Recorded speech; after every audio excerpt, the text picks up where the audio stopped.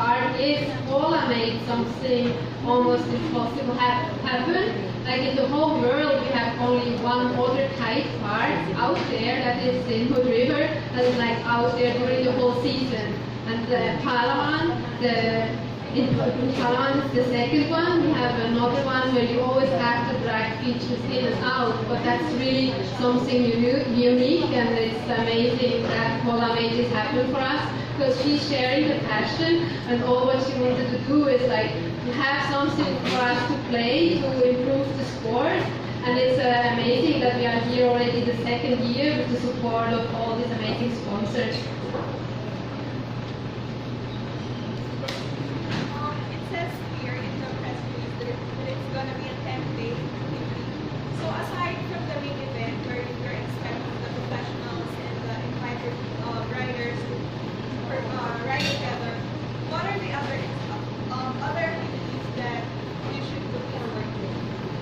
Okay, so last year I can actually have these guys tell you what are the other activities that they enjoyed last year.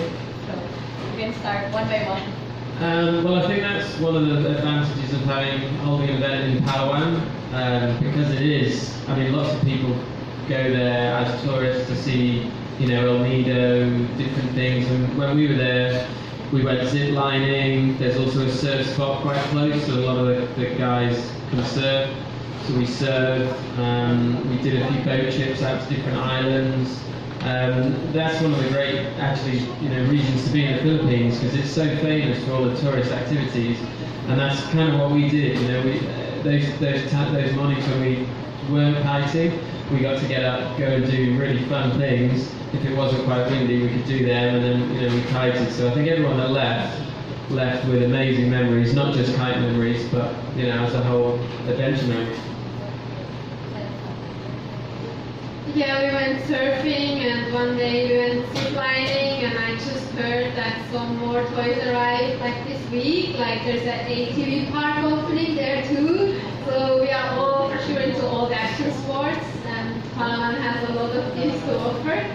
So that's why we can also provide you guys with images of all sorts of sports and fun activities.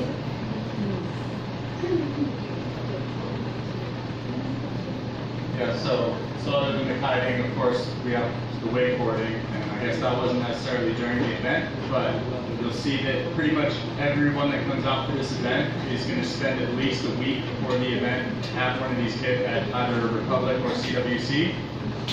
So that's what I'm doing now. I actually have been staying at Republic, and again, since we're doing the same obstacles, it's a direct form of training. So we can come here and train on the table, which is essentially like having perfect kite conditions all the time. So it's definitely a big draw for people in our contest format to come and use these wakeboard parks. And then you can actually still wakeboard on the obstacles that we use for kiting. You just you don't have the cable system. Yeah, so you use like a winch, which is kind of like you see on like a car. It has like a long cable that can tow, so you can hit them like that. In other places, we use jet skis.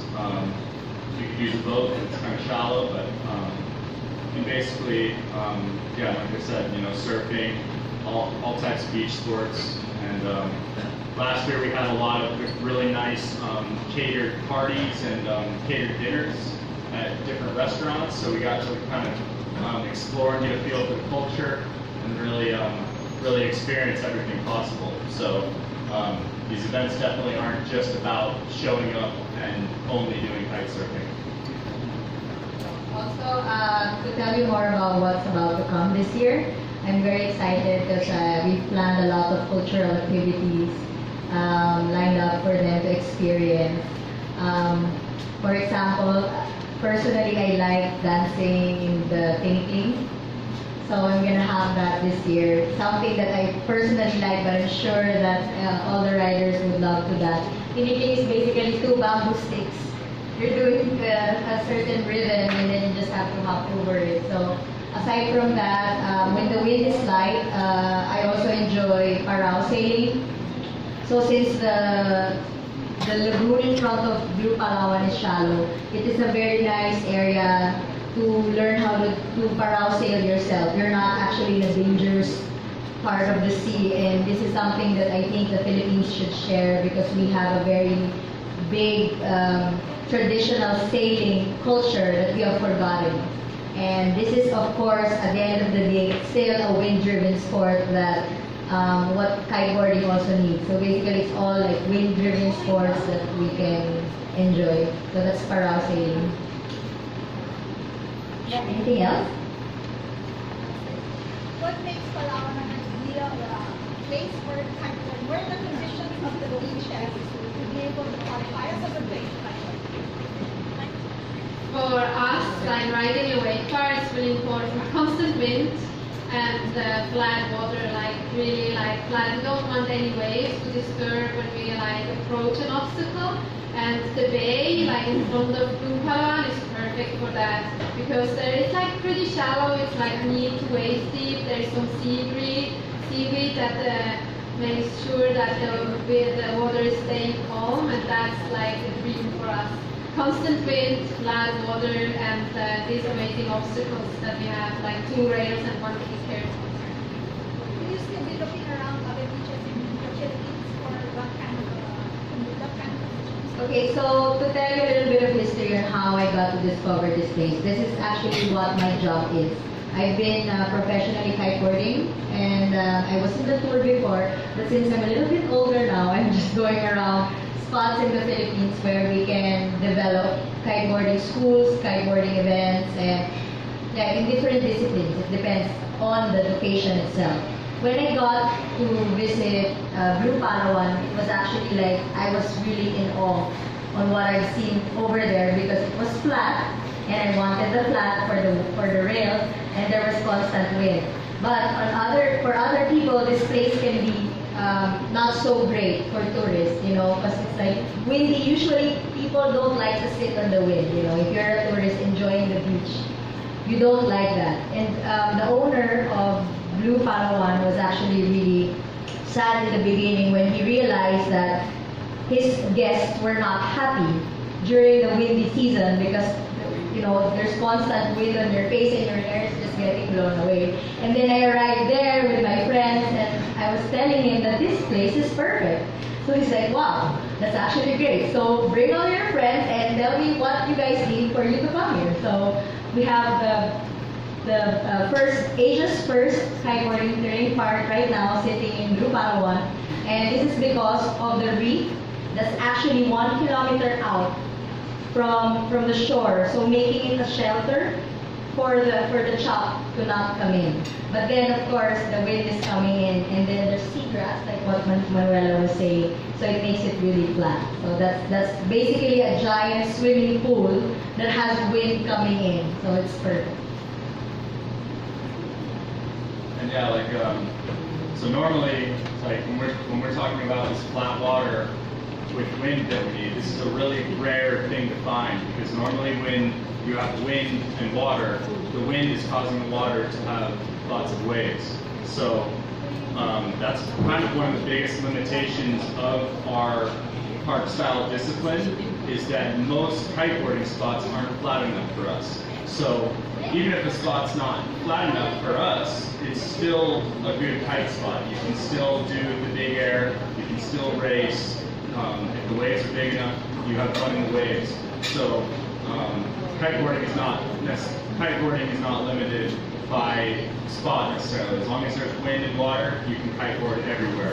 And I know that's what Paul is working on is finding everywhere in the Philippines that is possible. And I know when I first got here this year, I actually went with a friend down to the south side of the island here.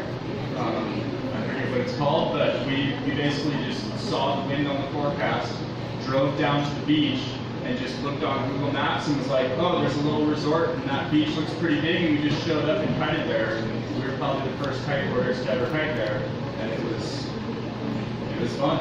I mean, it's not as perfect as Blue, but it's an amazing spot to ride, and there was no one around, and we had it to ourselves, and that's the exploration part. We can really go anywhere with it. So As far as being able to learn, you don't need the perfect flat to be able to learn to kite. So you could open a kite resort and a kite school on almost any beach that's exposed to the wind in the entire Philippines.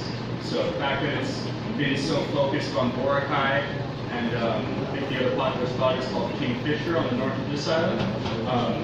That's only been 2 spots, so there's still so many spots that probably never had a kiteboarder show up that are just dream locations. So there's a lot of exploring to be done in these islands for sure.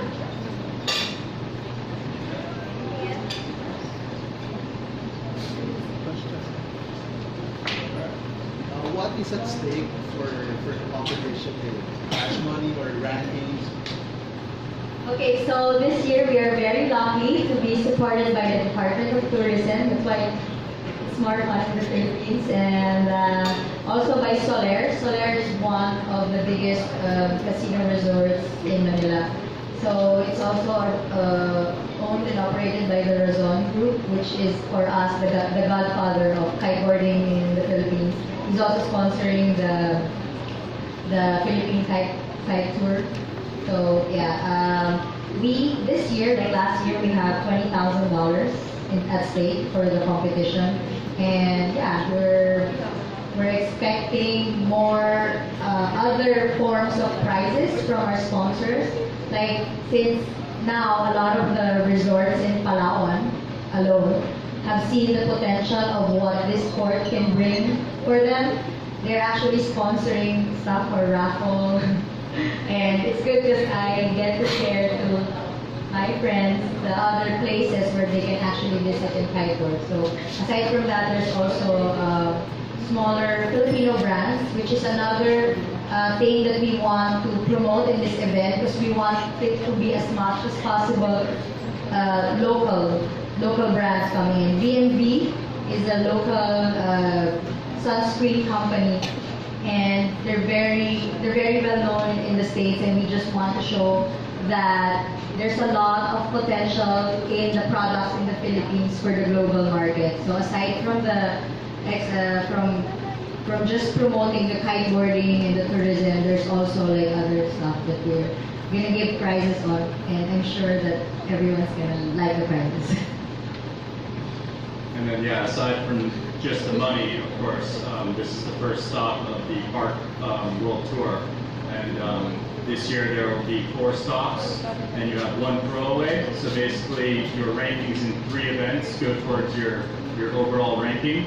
So, yeah, so this is basically, each event is really important in your ranking. If you don't do well at this event, then you have to do well at all the other events. So it's a really kind of, you need to do well to get to contend for this championship. Anybody else? Yes. Is it possible, maybe sometime in the future, that you can make a version of a triathlon, different sports out there, or build another one, and do something like that, increase the audience? Yeah, so events like that have occurred before.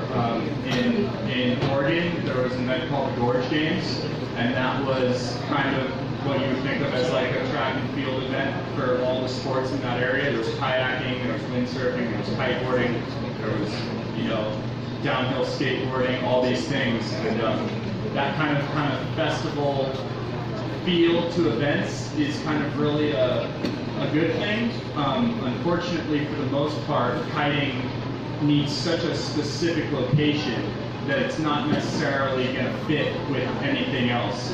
It's not like an arena sport where you can just bring all the sports and throw them there. We really need a windy beach, which then makes it bad for surfing, or really wind kind of ruins any other sport except for wind sports. So maybe I know that in 2018 Youth Olympics and in the 2020 Olympics there will be kiteboard racing, and that will be part of the sailing disciplines.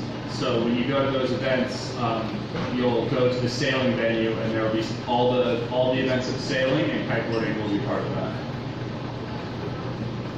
to that.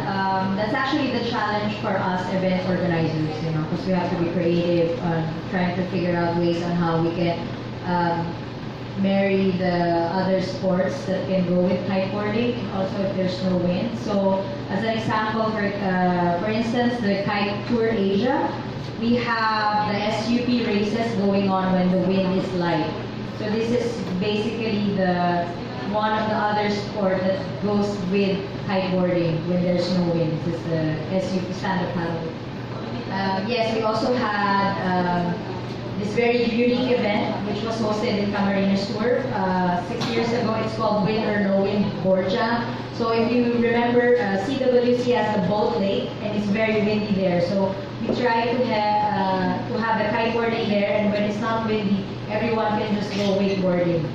And another creative event that we came up with is that Malasimbo Arts and Music Festival has invited us. This is going to be the 3rd year. They've been hosting us in Sandbar in Puerto Galera. So what we did in the last 2 years is we tried to cross the channel from Batangas to Puerto Galera, which was a little bit of a logistics feat, but it was really fun and it was challenging. And in the end of the day, all of us were just like, you know, we were out there for 5 hours in the water, just going straight one way from Batangas Port to Puerto Galera, and then we were welcomed by a party boat. So this is, yeah, one of the other creative ways that we're trying to get kiteboarding in the mainstream arena, just as at least a spectator sport for festivals, for other places.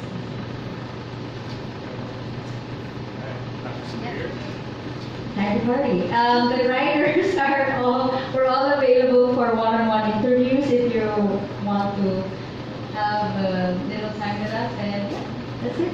Thank you very much for coming. Thank you.